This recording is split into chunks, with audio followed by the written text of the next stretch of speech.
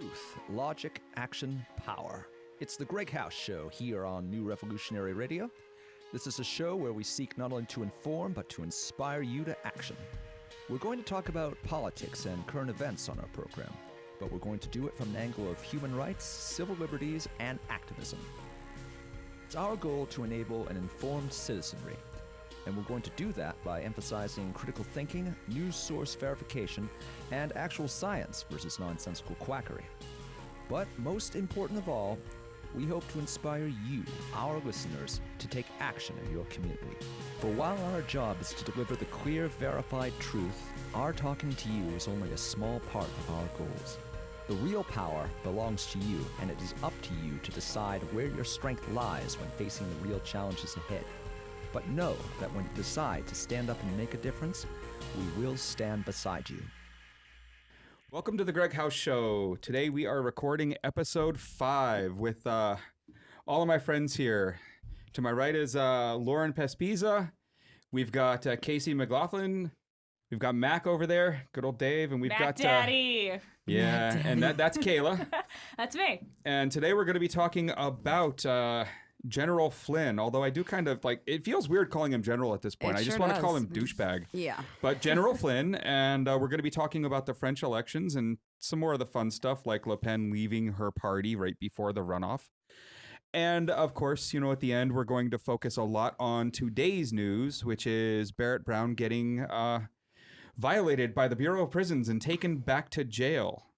So that's our day today. So I'm going to hand it over to Casey here to kind of set us up. So we are going to jump right into Flynn, the breaking news of yesterday. What's going to happen with him? Let's start with that. I feel like most people probably have at least heard that he's royally fucked. So what's your take? What's the next move? And then we can maybe go backwards into kind of the details of it. According to Cummings today on TV and his wonderful interviews he gave where he was very heated and yelling at the White House. That was great. Come on, man. Yep. Yeah. Come on, man. That's wonderful. That was amazing. He thinks that everything's pretty actionable, and he thinks that we are definitely going to see some charges happen there. So, well, we had that thing with Chaffetz. What was it, yesterday, the day before now? Oh, yeah. He was like, I don't know that he broke the law, but it doesn't look like he complied with it. And I also haven't investigated anything, so I'm not really sure if I could be speaking yet. Right. But at the same time, there's no federal prosecutors yet. So I don't know, even if Flynn did, quote unquote, break the law, like, who's going to prosecute the case? Because Trump hasn't appointed anybody to all of the prosecutors that he's forced to resign. Right. So Could be a little I feel like this is the best time to admit you've broken a federal crime. Is there ever a best time to admit? Yeah, when no one's around to prosecute you. Okay, yeah, maybe. Don't you tell me to be quiet, Gregg.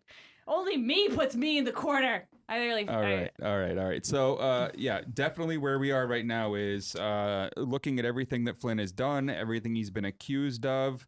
At the very least, it looks like he's broken a couple laws. Mm-hmm. And at worst, he's broken some pretty bad ones. But we won't know about that until the investigation's over. He didn't have any emails. So what about the alleged? What is come out that he has done, and what are the implications of what he's most likely done based on the facts that we have now? Well, what we know right now is that he was working for Turkey, and that he has admitted that by filing.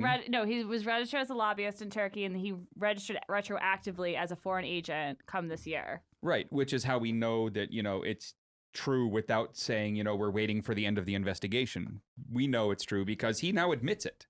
But the thing that's not, the crime isn't that he was a lobbyist. Like, because he is a private citizen, he can be a lobbyist for a foreign country. However, as a former military general, he needed to have gotten permission from the Pentagon to register as a lobbyist, and he didn't do that. You're also supposed to register as a lobbyist for a foreign agent, Before you work for the Right.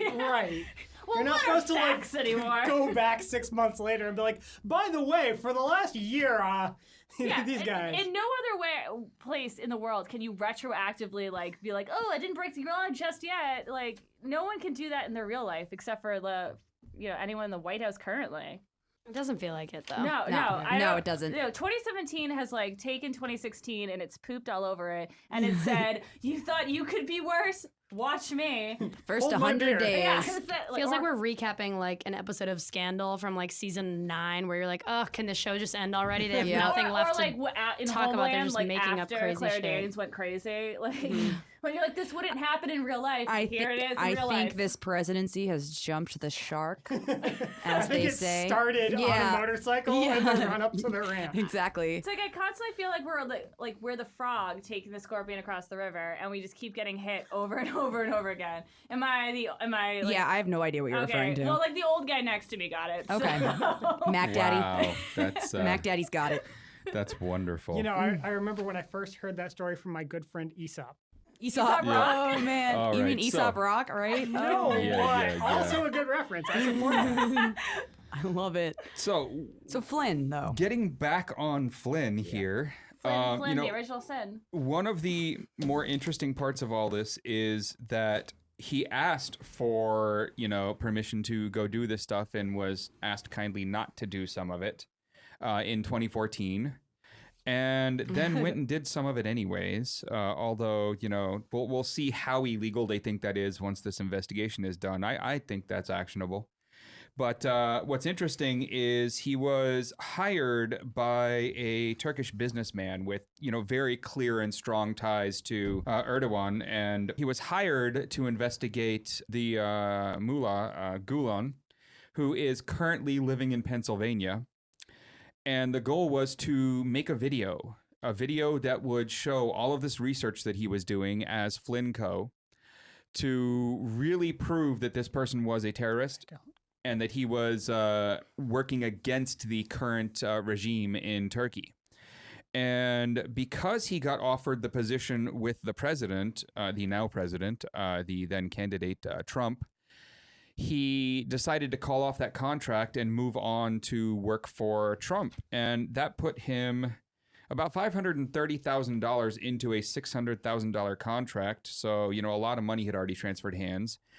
And the video wasn't going to get made. So what Flynn goes and does is he writes an op-ed that gets printed in The Hill, which most of DC reads. I read. It's actually, pretty respected Yeah, publication. it's one of the few out there that I can trust a little Yeah. bit. A little bit. Well, if And you want to know what's going on in Washington. Yeah. everyone on the Turkish side, like the guy whose name I always just get horrible, but Mr.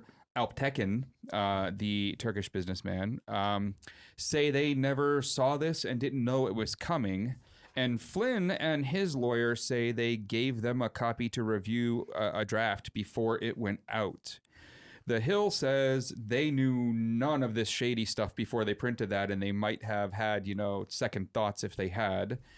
But it went out. And the article that he wrote was very anti-Gulen. And I get the sense that the reason he wrote the article was almost because he owed the people who had paid his company $530,000 in his mind, a lot of money.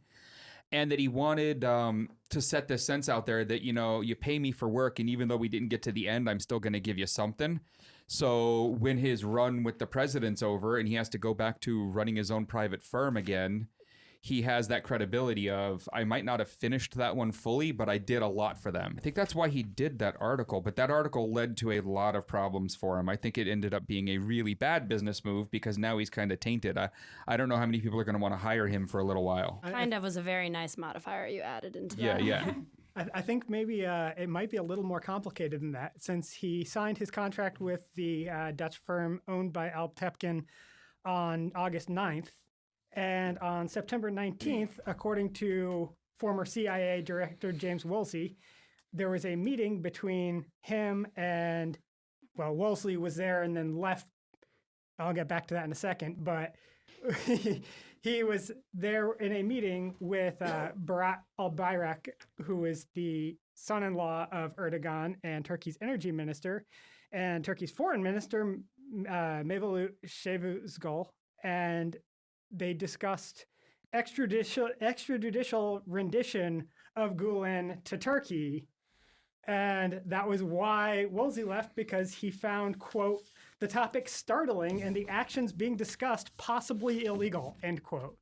Which this was a month and a half after, less than a month and a half after that contract was signed in the first place, and it was a 90-day contract. So it kind of implies that, maybe those ties went a little bit beyond just making a video. Oh, yeah. I mean, I do think $600,000 for 90 days worth of research is a bit high. That does seem a little. I just You can get paid to do research. Well, some people can. Yeah. Some people say. I can't just help think about like the RNC when Flynn spoke, and he's just like, if I did half of what Hillary did, I would be in jail right now. Oh, yeah. And it's like that. Turns out you Yeah. might have done Yeah. a little more than half. Yeah. Yeah. So it's like I just feel like when especially when these people are clearly hypocritical and they just need to. Their own words just keep getting thrown back in their faces. I just want to find all these clips, and there shouldn't be an investigation. We should just be constantly playing these clips every time they enter a room. Because it's at this point, it's just I can't just help but want to slam my head against the It's wall. like their WWE entrance music, right? If I did half of what Hillary did, and then the fireworks come out around the sides and then as they enter. everyone's lock him and up, then lock him up. yeah, exactly. Yeah, something I was awkward just just pondering happened. the fact that, we're having this conversation about how it's like a WWE event. And then I remembered that, Donald Trump is in the Hall of Fame. Right. Oh, my and God, right. he's got the woman who started the WWE as the head of the small business. Right. I don't know. What world do we live in? I don't understand it. It's just getting weirder and weirder. I know, and it's not even done yet. We haven't even hit 100 days. No. We're not even there. Third of the way through the first year. I know. We've got 4 of the. Well, okay. We're at 99 days, I mean. Realistically, right. Well, no, the 100. And he has 99 problems. He has, I believe, more, and I think bitches are part of them. But he doesn't think so. Yeah, they're lying. That's what they are. They're Yeah. all liars. Yeah. Well, getting slightly back on track, I would, I would think one of the more interesting pieces from Cummings today, as he did all those I wish interviews, I saw this. I wish I saw was It was so good. yeah, it was great. It was but- actually, I saw this, and I wasn't even quite informed about the entire situation, but I enjoyed his anger. yeah, well, his everything about anger it. was amazing. Yeah. But, he has requested a bunch of information from the White House, and Spicer has, of course, said, we don't have what you're looking for, and what we do have, you can't have. Right. Spicy. But then he goes on to say that Spicer does, that we gave him everything we can. That is complete bullshit, as we know, and Cummings on air literally said, come on. Right. To the people, and outright called out Spicer for, Beautiful. for not giving him the documents that he knows exist. Elisha Cummings actually was one of the first people to press the post office lease, because he's actually, since day one, Donald Trump has been in violation of the postal agreement, where they just opened up the new Trump Hotel, and because in the lease it says no a federal official can rent this thing, and Elijah Cummings was the first person to be like, let me see a copy of this lease, let me investigate this. So it's like Elijah Cummings has been on top since day one. Well, the more interesting part about him saying that is that means Cummings is claiming that the White House is stonewalling him on a bunch of documents about someone that now has 2 different government groups investigating him, Flynn, which the only reason not to give up more of this information is you're covering your tracks. Yeah, you've if you're done guilty. something and you don't want the world to know what you've done. So, but what could his prospects really have been for the world not finding out what? I mean, as far as people trying to get ahead and keep it a secret, this seems like one of the poorer attempts, even of this administration, that we've seen of it. So, is there something else going on? I mean, he really left himself very vulnerable on this. Flynn did. I feel like there's a lot of pride. I feel like I feel like from the White House standpoint, it's not necessarily be like they're covering up, but they're just so embarrassed and they have so much pride in their pick of Flynn that they're like, well, he was a great man when we hired him. Do they get embarrassed over there anymore? I feel don't like think capable. I don't think they even recognize when they're wrong. Well, they don't, and even when Flynn lied to Pence and they had to fire him, Trump wouldn't even say that he fired him. He said that he was forced to let him go. Right. And then spent weeks complaining about it. Meanwhile, and Trump's the guy that is famous for saying, you're fired. Yeah. You know, So I feel like a lot people of forget. so I feel like a lot of times with the White House, it's like they may not necessarily be covering something up, but they're just so they have so much pride, and they're like that they just will refuse to back down. yeah, I don't think they see when they do wrong. I don't think they see it at Yeah. all. So I think they. I mean, why would they? There's been no, Yeah, they- sort of repercussions for exactly. any wrongdoing. think So, that they like, feel why like would, they're how just would you learn? immune to consequences. yeah, I mean, well, the election kind of made them. Well, Sure, made they them feel think like they are. Yeah. We'll see how this works I out said for they them. feel that they are. And the Republican Congress won't do a damn thing. They won't even investigate. They voted twice to not even let him release his tax returns. Like they could have subpoenaed the IRS to release his tax returns, and the Republicans voted against it. As soon as they think their seats are threatened, watch them turn on him, though. Yeah, no, that's That true. will be That's comedy true. gold. Yeah. You won't be So- able to find a single person that ever admitted supporting him. that will happen. So here we stand at the end of another day of the Flynn saga. And what we Flynngate? learned, Can we call it Flynngate? Is it a gate I yet? hate it's not a gate. things. It's It's not not a a gate. It's not a gate. gate. Oh, so Nothing's a gate. Flynsha? He's got to have a name. Flingazi? Flyngazi. Yes. Oh. Flyngazi. Flyngazi. I like it. Stop I like it. it. Stop I need 9 committee investigation hearings. Yep. And I need a 15-hour Senate testimony.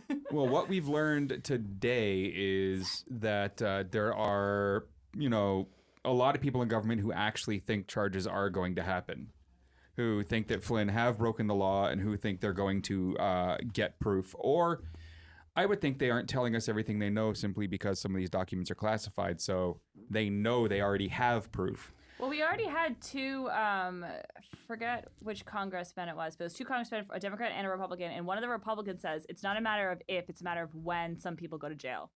I There don't we remember go. which I congressman feel that like was. that might have been Richard Burr, but I'm not Yeah, I 100% sure offhand. It was it was a little while ago, but the 2 on both sides of the aisle both said it's not a matter of if, it's a matter of when some people go to jail. So it looks like Flynn might be the first one. Well, let's hope that Flynn is the first one. I mean, anyone really who is just for hire and will hire himself out to someone like the current Turkish regime Yeah.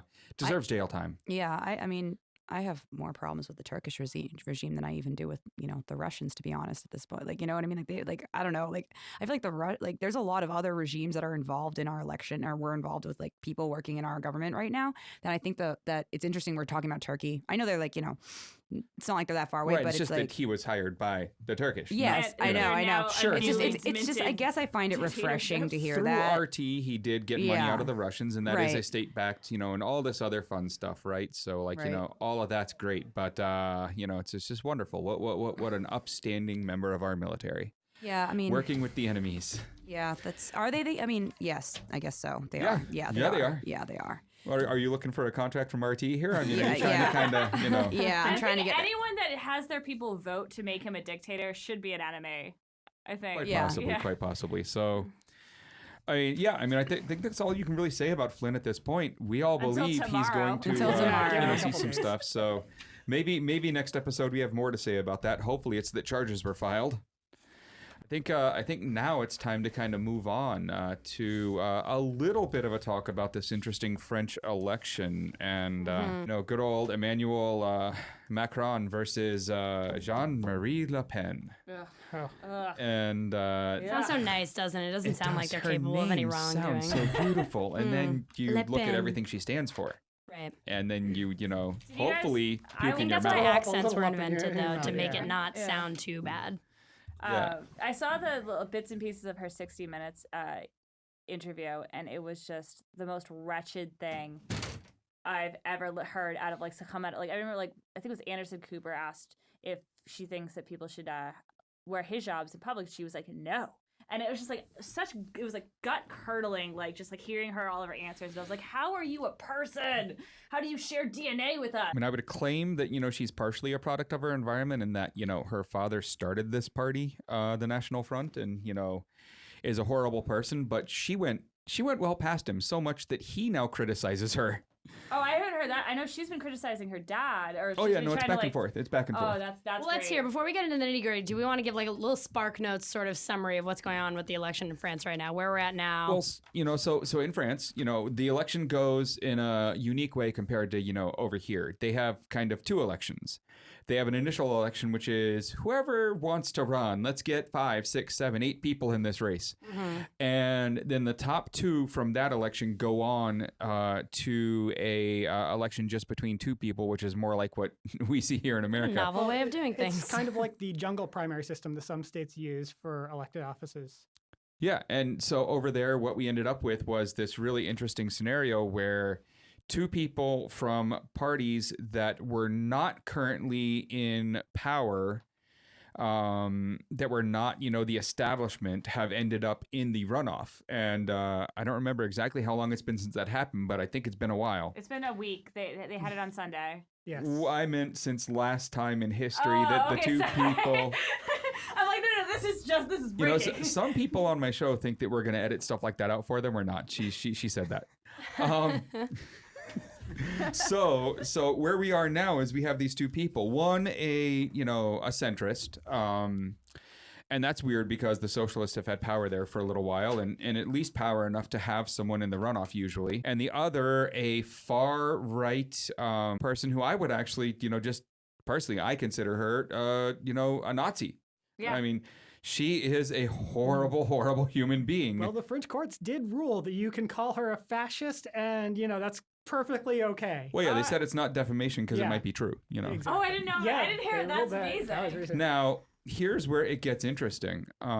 She left the party a couple days ago. She's distancing herself from the National Front before the runoff, and I mean, that just makes no sense to me. I mean, it's been so long she's been associated with this party that everyone knows it's not going to change who people think she is. I don't know who she thinks she's fooling by leaving the party. Not to mention she used that that quote unquote terrorist attack that happened. I don't know, but I don't know the details of it. I just know that we like to use terrorists very fast when something tragic happens. But she used that she attacked it and used it and was ran with it right before the Sunday primary. She was like, see, this is why we need to close our borders. So it's weird that she would even distance herself from an anti-immigration party after she used an anti-immigrant stance the day of the primary. Well, her entire program, her platform is anti-immigration, protectionist, somewhat anti-Europe. She wants to bring back monetary policy and monetary control to the various individual states instead of the central bank. And I mean, on her immigration stance, she wants to start taxing at a high level anyone who hires immigrants and foreigners. And she wants to make it very hard for them to get into the country in any legal way. She isn't, of course, telling us that she's building a wall around the country, but she is pretty close to Trump on a lot of these points. Yeah, why wouldn't you? That's the selling point. Start with that. I mean, it's a little bit of a longer wall than we have so far failed to build. So it's gonna be it's in the budget. Worst case, we'll have Switzerland pay for it. Switzerland, yeah, there you go. The supposedly Isn't neutral there country a mountain range, I think they already have a wall, a natural law, right? I mean, yeah, there's the Alps, there's the Pyrenees. Another country to pay for it. Okay. Well, but we can see through this. We can see that she, she's apparently we can call her a fascist now. She's Absolutely. a fascist. Yes, she's a fascist. So, but what is this move doing? For people that aren't gonna see through it, what is the design of this move? What is leaving the party in her mind doing to up her credibility? At the 11th hour right now. From what I've read, I think it's so that she doesn't have to run against the people. It gives her a better chance because of their electoral system to actually win, right? Or to actually get some. As an independent? Yeah, as an independent. She can, A little less toxic. Yeah. So this is just mathematical pragmatism on her part. Yeah. This isn't any kind of I'm assuming it would probably be maybe to get more campaign dollars too, because it's a lot of people are really it's the batteries, the positive ends where it's they just don't want anything to do with it. That's what I don't know. So she's bled the National Front Party dry, and now she's looking for money elsewhere. My assumption is that she's just trying to get more She dollars. already got funding from Russia, so it's not like Everybody gets funding from Russia. No, it actually did. That Oh, is yeah, yeah. established fact. Directly. So Everybody does now, right? Yeah, but this wasn't through a shell that owned a shell that was in China that gave $1.5 billion to someone, and then no, somehow a they few million wired made it to $1 her. million. Yeah, Nice. what's has publicly endorsed her, and I think Erdogan has done too. Yeah, that's a really good sign. I mean, what's interesting right now is the polling. So the polling says that a Harris poll specifically says that they think Macron is going to get 64%. And so then there's nothing to worry about. Yeah, it's just like our election, right. Right. What are we talking Hillary about? was going to get 83% on election day, so... Yeah, and that's exactly where I Problem think solved. we find ourselves. All the pollsters are telling us that he wins easily.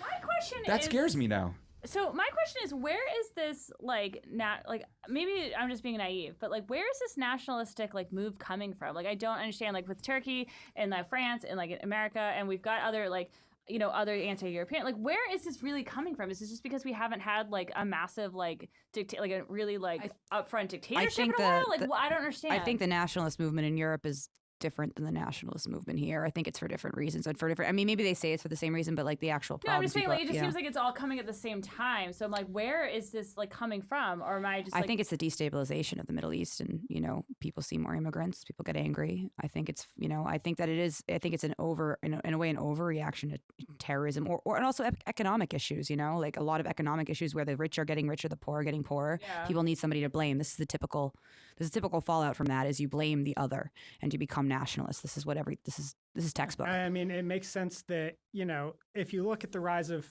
fascism version 1.0, Right. it happened in the wake of the Great Depression. Right. And when the economies hadn't really recovered, of course, the Germans brought Hitler to power right around the time that Germany was recovering. So, bit of a Sort parallel of, yeah. there. Yeah. But now we had the Great Recession. The middle class has been, gutted by 20 or so years, 40 years of the left-wing parties moving at full speed to the right and the right-wing parties going off a cliff. Right. And basically, there isn't a strong united left. A lot of the leftist parties have imploded, including the French Yeah, one. the left does not know how to toe the line, and also a lot of operations have been undertaken against leftist parties to destabilize them, so that they cannot be. I know France has had like it's a little bit different compared to like here, like their cities are like where it's not like that's where like the jobs are, as opposed to like the suburbs in France are where like the poor are, and like I mean, I think that's true in many cases in different parts of America. Maybe not Boston in particularly, but I think like in the sense of like I don't know, like it was for a while ago, like because like now if you go to the suburbs, that's where like the houses are, like you see like, but I think it's like a little bit different in France. Yeah. But so I know like there is a larger wealth gap like between like the middle class and the wealthy, but it just like. Other than that, there's also social protections in France that they don't have here though. So. Yeah, they get like nap time on Wednesday or something like that. Right. They also have their retirement ages, I think 62. Right. They have essentially a single-payer healthcare system, although it's a bit more complicated in that people get supplementary private insurance that like 90% of the population has. Maternity leave. Yeah, they have guaranteed maternity leave. But I guess my question was like, besides like the wealthy week. gap, like the wealth gap, which every country has, like what are the other major problems that like they're like grasping into? Like we had like that silent majority, quote unquote, that like people were like tapping into, people losing their jobs. Is that what France is going through too? Or France had a strong union presence for a lot of the a lot more I guess more recently than America did, and a lot of strikes and a lot of union activity that worked to get people higher wages and better paid, and then there's a reason a lot of French people are also upset about immigration. Because that's what the French do. They're just assholes. No, I mean it's not. It's if people are coming in and you have a union strike and they're coming in breaking your strike because they'll work for cheaper. Now that this is just what happens. It's not the immigrants' fault. They're just looking for work too. I'm not blaming the immigrants, but I'm just saying things like that do destabilize. They do make people angry. They do make people, want to say, hey, just like close it up because they're taking our jobs. It's the same thing we say here. Not to mention when that many people have grievances and there's that many like things you can tap into. I think also a lot of it is like the mobilization of that fear and that sort of.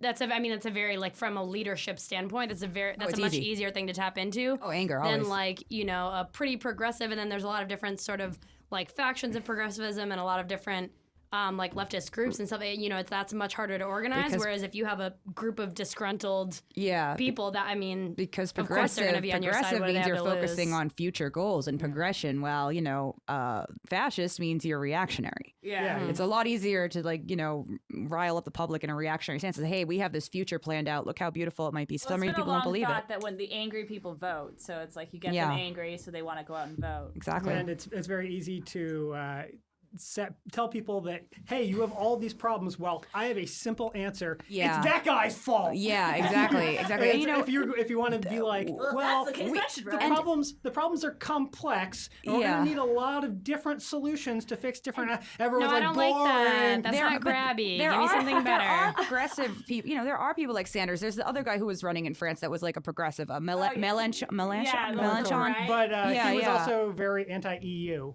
Yeah, well, I mean, I that's a complicated issue. I don't actually know very much about in particular, but I know, I'm seems just to be a saying he hot was using the topic, same. though. He was using the same sort of riling people up tactics that somebody like a populist Yeah. movement. Yeah. So it is possible for progressives to be elected via a populist movement. It's just we're not very experienced at it, and progressives don't know how to toe the line all the time. What are you guys laughing at? What's so funny? So What did I say?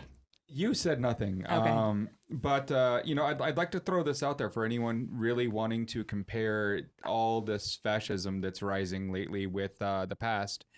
That I've learned that a lot of people out there these days don't want to do as much research and as much reading to really figure all that out. Greg So- is throwing shade at me so hard right now. So what I'd like to throw out there is that there's actually an amazing movie. It was originally a 2-part miniseries called Hitler: The Rise of Evil, starring Robert Carlyle.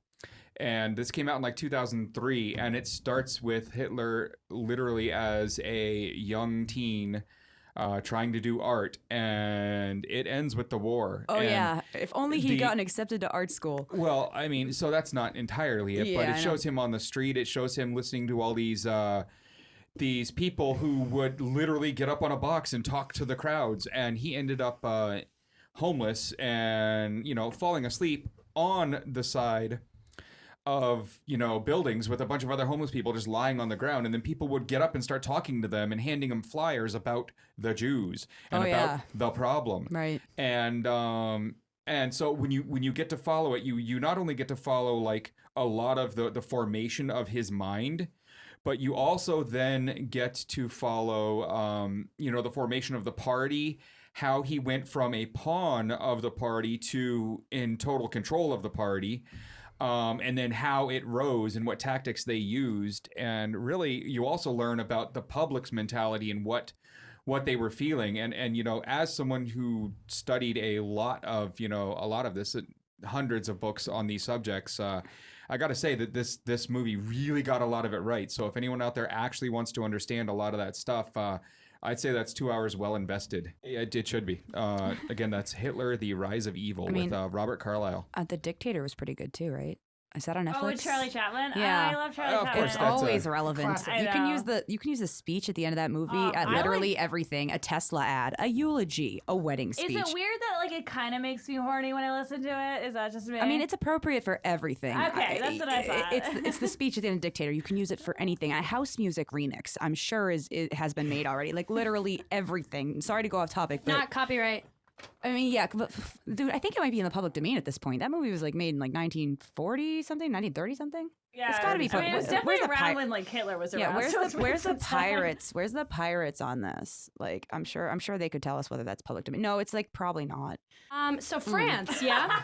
Sorry, so back to France. I know, sorry. Well, I mean, so what is okay? So this guy is supposedly going to get 64, whatever the number was, percent of this Macron. vote. Yeah, Macron. But we thought that Brexit wasn't going to happen, and we thought that Trump wasn't going to happen. So Well, what's those the are- likelihood? Those are a little different situations. The polling in Brexit was actually very close, usually within about 3 to 4%. And Almost some- always within the margin of error, which made and it several, horrible. Several of the polls actually showed Brexit winning, but people were like, no one, come on. When they get in the booth, they're going to be like, seriously, self, I can't go for this. This is just dumb. And then people were like, no, I can go for this. And so it happened, and it was really people not really accepting that the limitations of the polls. And similarly, in the United States, it was, I mean, there were some problems with some of the state polls, but if you looked at the nationwide polls, for the most part, they were showing a fairly close race with Hillary Clinton with a modest lead. And in fact, nationwide, she did in fact win by about 2% of the popular vote. So it was actually the nationwide polls were pretty accurate. There was just the pundits interpreting them as, the polls all show this, therefore, she has a 99% chance of winning. And, well, that wasn't very good reasoning on their part. It was fake news. I would call As it, they say. I would call it people not understanding statistics. Oh, you mean lies, damn lies, or statistics? I would just say incompetence. Okay. Oh, so American math. Yes. American math. Well, what scares me is that, like, okay, so this is like, a 12-year-old like bank teller like running for president in like France. It's like, why, like that to me, like, is just like, and not insane, but it's just such a surreal, like a bank guy is going to be like the beacon of hope. Like, where are we in this world where like we're looking to like someone who works in a bank to like get us out of like save us from a fascist? like it's just like, I don't know. It's just like a bank guy to save us from a fascist. What? like it's just like it's a scary thought. But the fascist is capitalism at the end of the day. It's pretty horrible that I'm looking at the idea of Le Pen actually getting elected, and I'm hoping just with all that I am that an investment banker wins. I never would have thought that would have been Just the case. somebody reasonable. How do you get to, I mean, honestly, I again, like, maybe I need to go watch that movie myself again, because I'm wondering, how do you get to a point where your choice is investment banker or Nazi? Yeah, like, why is that? Why are those the two options? Like, why is it always coming down to investment banker or Nazi? Where's the community organizer, guys? I think they might be the kind of people willing to do the things you have to do to get power. Or the people that are willing, that are able to access to the resources. Yeah, to get the capital to do it. There are a lot of rich people out there who have that point of view. So what is the percentage of Bernie Sanders winning this election? But isn't that guy I mentioned kind of like the Bernie? Are you talking about him? Or are you actually? No, I was actually talking about Bernie. Oh, you actually mean Bernie Sanders? I was making fun of the bro. She's a Bernie bro. Oh, no, I was not a Bernie bro. Listen, I was a Bernie fan until the Bernie bros ruined him. I'm kind of a Bernie bro anyway, guys. It's cool. It's okay to be a Bernie bro. You could be a lot worse bros. Yeah, like you could be like a Derek bro. Yeah, right. Well, yeah. I mean, but I mean, we don't still hear people going blah blah blah Obama boys. Just let it die. There was Obama. There was that was the thing that they pushed as the meme in 2008. That was bro Obamas. I never heard that one. I don't know. I just made that up right now. That's a good one though. Wait, where were you? They needed that branding. They did not need that branding. Clearly, not at all. I will bro down with Obama any day. Bro down, ho down, showdown. With my pants off, He is a nice guy. I mean, that's what I was saying. I would definitely go on a cruise ship with him and like a bunch of famous people, but I'm not sure I'd really get like bro down with him. I feel like I've got enough beef with him actually that I couldn't quite get there. No, but then he would start singing and like with that smile, and your panties would get so wet. I feel like Michelle would turn me on more than him. Actually, she's like a tough broad. She's like, and she doesn't give a shit. Yeah, I know. She just she dances really well. For a mom, like she's pretty far off topic here. It's this, okay. I'm sorry. This is just. Sometimes I go on these little fantasies of Obama and Michelle and me. Sometimes I love Kayla, and she can drag me off topic very easily. I'm introducing people to each other who will do nothing good for each other. Probably not. That is pretty much my skill set. That is actually very, very accurate, Greg. I gotta say. Yeah. But friends for life. Friends for life. Or until one of us does life. Yeah. These two were made for each other. Yeah. Yeah, so I mean, again, back to the French election and away from your panties. Probably a safe bet. Probably a good idea. I don't know. I mean, probably the closest I'm ever getting to your panties. Yeah, that was pretty close, guys. Right. That was maybe if we went to France. Maybe if we went to France. Anything can happen in France. This is true, especially a fascist. Especially a fascist. So France, guys. Wow.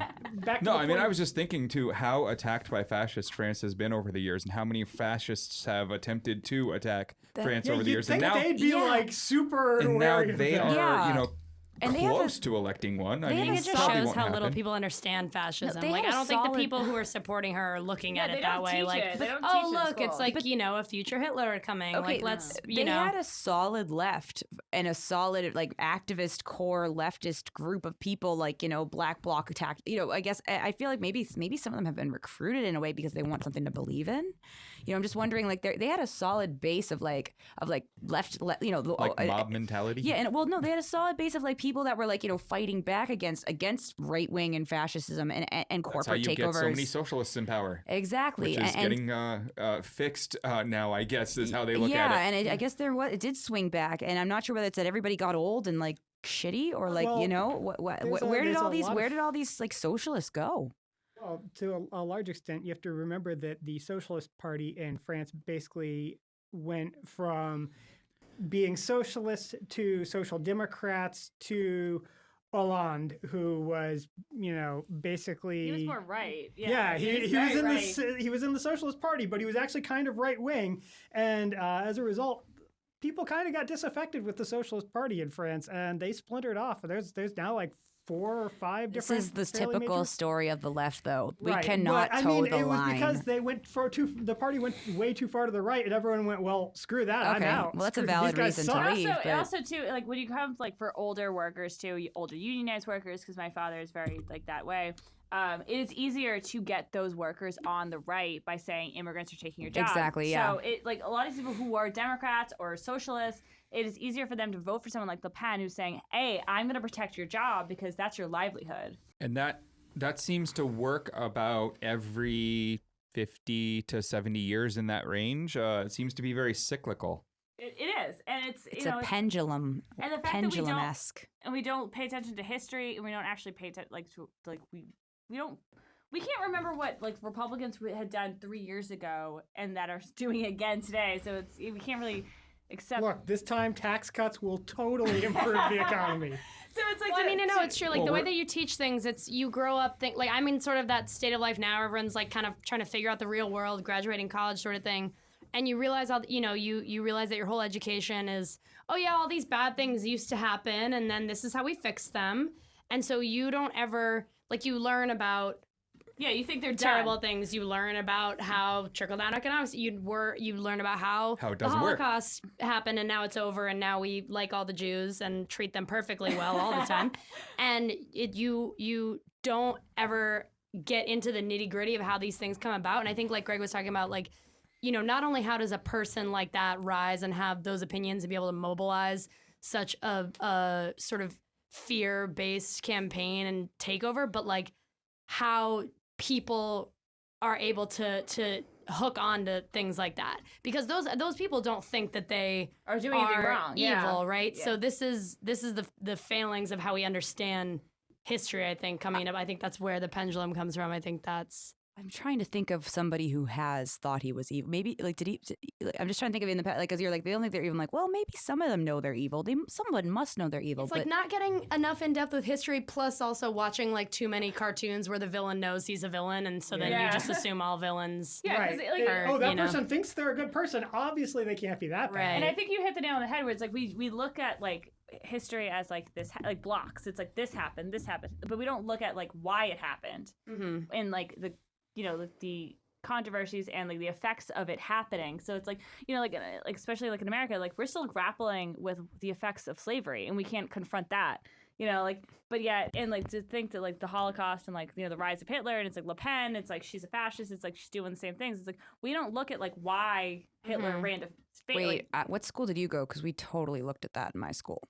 Okay, well, I guess you didn't go to a public. I went to a shitty public shitty school. We totally looked at that. That's Public shitty school. Wow. Yeah, well, Acton Boxborough. It's not that shitty, actually. It's pretty good. Yeah, pretty good. But we actually we do look at that. I mean, maybe I'm just a white educated Well, maybe liberal. you're not a good teacher, but I mean, Good I feel teachers, but Well, it's I not a feel like maybe. You are a white educated Yeah, liberal. no, I just That feel is we need true. to stop. I feel like that excuse, hey, we're stupid, we're not educated. I feel like we're making excuses for people that we shouldn't be making excuses for when we say but that. we're saying, but we don't look at the whole context as a whole. It's we don't look at Yeah, we get kind of a very packaged view of it Yeah, that doesn't. we're not- I don't include know. all My the wider package came with the context. context, I guess, and I just feel I feel like a lot of times, well, why did America vote for Trump? Yeah, because they're stupid. But that's also not going to like help like or That's why what do I'm people saying. yeah That's what I'm saying. Like we're not looking at why these things are coming to, like, we looked at like the Holocaust happened. So it's Right. like Le Pen is like, kind of mirroring a lot of what Hitler had done, but yet no one in France seems to be like picking up on that. I mean, I'm sure some people are. but And I think even it's like a little reductive to say stupid too. I think it's Yeah. just like you don't realize how like the banality of What evil if and how it some comes pe- about. yeah, like you don't what- realize that it's kind of Well, boring some people to aren't watch, and looking that like that deep Some into people it. don't look at it. I feel like Right. some people aren't really afraid of another Hitler, actually. I feel like that might be the case too. They aren't concerned about that because they think that this person's going to help them and their people and their family. And they don't really care what the fallout's going to be for others because they truly believe that this Le Pen is going to help them. You know, like they're not thinking about the general Well, yeah, masses but that's as a what whole. I'm saying is they're Yeah. not putting too deep of thought into it No. because Le Pen says I'm gonna have a job and I like that, so I'm gonna vote for that person. Right, And I don't exactly. care about all that stuff you're Yeah, saying. that's not going to affect me. Stop throwing shade my way Exactly. because she's telling me what I want to hear. Exactly. That's why I think people are voting for her. Although, again, I feel like it's as you the- age too, your sphere of concern Yeah. is it's gotta they- get smaller. You can't they do say like that as you get older, you get more conservative. Like for men, like they supposedly like evidence of that is actually pretty. Dude, weak. I'm going to be the Yeah. opposite of that. I'm going to be a liberal cat no, lady. they say like for women they nudist. get more radical, but for men they get more conservative. Oh, okay. It works that way. Cool. I mean, like I don't have any like proof to back I don't know. it I mean, up, but, like, I feel like They've actually Somerville's done some studies on that. It's and it said on actually the doesn't radio hold now, up very so well. I I don't think think that that's holds up proof because I feel enough. like if you go to Somerville, you find a lot of awesome liberal nudist cat ladies that's and Somerville. old people and guys But that if you dress go up to as my like. dad, you're gonna find someone's getting more conservative. Where's your who dad doesn't- live? In Bedford. Oh my God, that's where my family's from. That's so funny. But my parents are getting more Bedford, liberal. Mass? Yeah, Bedford, Mass. Where America was won. What? Yeah, right. The Bedford flag at the Bedford It is Library. kinda My grandmother works there. is that where you actually were born? I was born in Concord, but Hmm. I lived in Bedford for the first 5 years of my life. Then we moved to Boxborough. But everybody in my family lives in Bedford still. All my grandparents, my cousins, my uncle. We got a plumbing company there. And actually, my family is getting more and more liberal. My grandmother has panic attacks over Donald Trump right now, and they all voted for Bernie. Actually, the last time my grandfather voted was for Nader. He won't vote for a candidate he So doesn't. he lost the election for Al Yeah, Gore. he's there. We're all pretty good at fighting the losing battle, but I think that I don't know. Does it really hold up the age? As you age, you get more No, conservative. what I'm saying, like, I mean, like that's like a common like saying. yeah, is that, like, only for religious people, maybe. I'm old at this point. I've Yeah. turned I feel 40 like and I'm still pretty. You're 40. Yeah, I know, I right? know, Dude, he congratulations. He looks like he's Well, 50. thank you. Oh my God. He does not. So they're sitting on either side of me, and one gives me the compliment, and the other is herself. brings no, him back no, down. that was an honest compliment because if you looked old as hell, I'd tell you.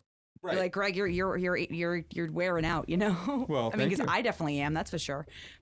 I think we've talked about Hitler enough. I mean, Yeah, we have Sure, totally. we could go on for a little while. What is this, longer. Godson? What's the guy? Godwin. Godwin's Law. Yeah. Yeah, we've Godwin's No. Law. This show enough for today. So He did France, a lot. am I right? Am I right? Who's Yeah. with me, France ladies? though. France though. So I would actually like to move on from this topic Me and talk too. about the topic that my phone keeps actually going nuts about. Really important topic. I just got a phone call from Jimmy Church. I saw that. Has his own show, Fade to Black, and co-hosts Coast to Coast every now and then, Coast to asking co-hosts. if it was actually true that Barrett Brown got arrested today, and I had to tell him it was. And he's going to be recording his whole show tonight about that, so I sent him down the rabbit hole of all the news articles that have already come out today about it. Good. So today, our good friend Yes. Barrett Brown, who two of us in this room have actually hung out with multiple times in person, and no, I been- consider him a friend, and I'm very he's one of my best upset. friends. I was talking to him every week for the last since he's gotten I'm out. really jealous because I haven't, but I feel like maybe it's because I've got an open case too. Like I don't know. Or Maybe, I don't know. Like we don't have any beef. I feel like I'm kind of pissed. He's hard to talk to right now because he know. only has a really crappy old yeah, phone no, and he can't go online. I know what that's like. So So- I'm not really like blaming he has him a for it. Nextel. He's got a totally. he's He got a has track like this phone. old, yeah, He's got a track exactly. phone. It is not a smartphone because he's not allowed to have one. Right, exactly. And I mean, I was looking forward to talking to him because now that I'm out, I can talk to him, but or at least for now. But yeah, no, this is like the same old gag order bullshit, right? Yeah, so what they've done is, he was out and he was on house arrest and he was working a job. So for the layman out there that might like me, who might not be so familiar with Barrett Brown's arrest, I know he has done a lot of hacking. No, he's not a hacker. no. Well, okay, so here No, we not, go. no, Here- not at all though. I'm not trying to be offensive. I really That- am. No, we're that not phone offended. that he has is about as technical as he gets. Yeah, he That's doesn't. his- He's a journalist. He's a journalist. Yeah, he's so not a hacker. Barrett's a journalist, and very much so. You know, right now his job is with D Magazine in Dallas. Although he's Exactly. written for The Intercept, he's been printed in Vanity Fair. and So what all is kinds what of did he places. get arrested for? What is he out on? So Oh, he got boy. arrested during the investigations and trials around the Stratfor hack, which was done by various members of Anonymous and Lulz Security, supposedly. This hack was orchestrated by the U.S. government Yeah. through their puppet Sabu. Ugh. And what happened was Barrett had been really kind of poking the bear, you know, calling out the government, the Project military PM. industrial complex, and a lot of rich people in his way. In his And, very, very clever way. His clever but Verbose. direct way, Yeah. making trouble for a lot of people. And so when they saw a chance to come at him, they did. And what really happened and what it really boils down to is he was talking to some of the hackers who supposedly had something to do with the actual hack. And he got a link to the materials that were stolen from Stratfor. And Which everybody got. which I mean, everybody in that he got, IRC. everyone in that IRC got. And he sent that link to someone as a journalist who was about to start writing some reports on this data. Right. So a source gave him data, which is a thing that happens with all journalists. By the time it had actually gotten to Barrett, though, that link had already appeared in the news and all over the web. So he wasn't reposting anything that CNN hadn't already mentioned. Yeah. And they came at him and said that by linking to the stolen data, that actually meant that he had possession of the stolen data. Copied and pasted a link to a torrent. And that is not true. We all know. For Yeah. all of us who understand technology, posting a link to something doesn't mean it's sitting on your computer. For those who aren't that technologically adept, you also probably still know that. And also, it was newsworthy information, and a bunch of other people So had it. Yada, the yada. torrent itself, the data that had come out of Stratfor contained a bunch of stolen credit cards. Which should not have been stored in plain text to begin with. And that data that Barrett did not possess, that he just linked to, Never used. they threw a total of 105 years worth of charges against him for his action there, which really boiled down to sharing a link to data that a bunch of other people were already sharing, including other journalists. And he Right. did it as a journalist working on research for a story. Yeah. So they really just wanted Barrett gone. When he went to jail, he ended up with a 5-year sentence. It was Barrett being thrown in jail as a political prisoner. Yes, 100%. And he got out a little early, and he was on house arrest. You know, surprisingly, he got a little good behavior, which I was not expecting. I thought he was going to serve the full time. Yeah, because he was in the hole. Yeah, they kept throwing him in the hole. They kept giving him solitary. Yeah. And they kept doing it because he was sending out articles that were getting printed in publications like D Magazine and like The Intercept And Vice. And Vice. And they were really upset because he was talking a lot of trash about the Bureau of Prisons and their mistreatment of him and other people. Quite a bit of trash should be talked. Yeah, they are a horrible, horrible group of people. So the you don't think Bureau of Trump's going Prisons. to privatize it soon? Yeah, well, it's mostly privatized It's mostly already. privatized Yeah. already, yeah. So here he is out, and what he does for a living when he comes out is goes straight to work for D Magazine in Dallas. Which, you know, his other journalist friends work for. And so been he's a published there. journalist doing media. Now, they tell him today that he was supposed to be asking for permission to do interviews, to be interviewed by other And he's media. been interviewed for like months. Yeah, he's been getting interviewed for months and months. I think the quality of the interviews that he was doing this week might have bothered them. Yeah. He did the last 2 days with an interview with Vice, and then he was going to be doing a PBS interview tomorrow. Frontline. We all know what happens with And, frontline stories. And they did not want him doing these interviews, so they said he violated his order here by doing these interviews without getting permission. So they've thrown him back in prison for interviewing with the supposedly free press. Yes, and remember when he was actually being charged, there was a gag order on him to talk Yes. about his case to journalists and for things about his case to be published. So this is very similar to that gag order in the same way that they're coming after him again, trying to silence him again. Our brother out there trying to be silenced again. But I will say, he was also apparently not given this he was not given anything saying he was supposed to get permission to be interviewed, right? It was just like the computer he kept and drug asking tests for and stuff. he kept asking for copies of any paperwork that said he wasn't allowed to be interviewed in any right, way. he wanted and clarification. They could not provide him with any evidence. Which means it's fine until suddenly they decide it's not.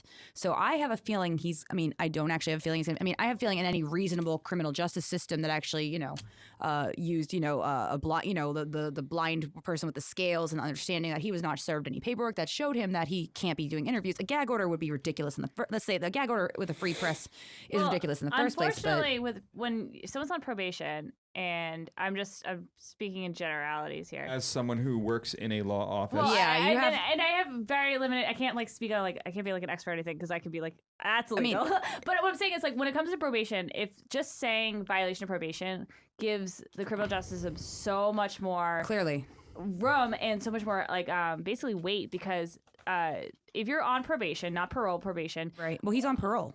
Or parole. Either way, if you haven't served your sentence yet and you are out, right?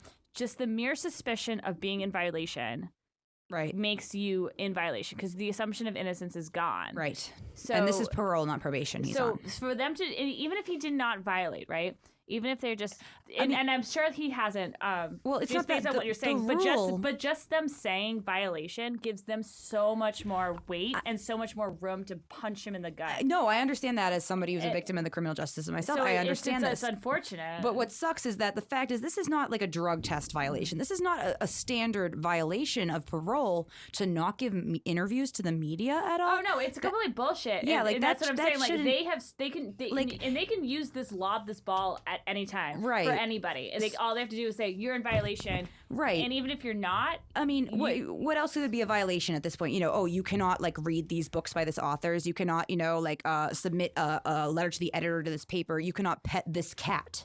You know what I mean? It's seems very arbitrary if you're starting to get to the point where media interviews that you were never even told you couldn't do and that are a violation. It's not a drug test. It's not a restraining order, and it's not a what's it called? When you have to pay the money back. Restitution. It's not a restitution violation. It's not a fee issue. Well, it'd be one thing. It's not a new crime. And I heard this right before the show started. It would be one thing if he just pled out, right? Because sometimes plea deals he did plead out. So it was pled out. So yes. So if he went to full trial, right? Which I think he should have personally. But. When he went to full trial, that means it's now public information. So when it comes to plea deals, they can add things to plea deals, and because plea deals are technically secretive, they're not public knowledge. It gives them anyone more room to just basically throw a violation at you because it's you pled out. He pled out years ago. Well, I'm just saying that it's he was writing for newspapers during his sentence. There's one side is wrong. I'm just saying the criminal justice has such a upper hand when it comes to violation of probation because all they have to do is say violation and then boom, your life is over. Because I don't think anyone's arguing that he had it coming or anything, but just kind of the very you have the personal perspective and you have the knowing what the criminal justice system is capable of and the power they hold. Yeah, they can say you're in violation of just him stepping out of his house just to put the trash out, and just them saying that you're done.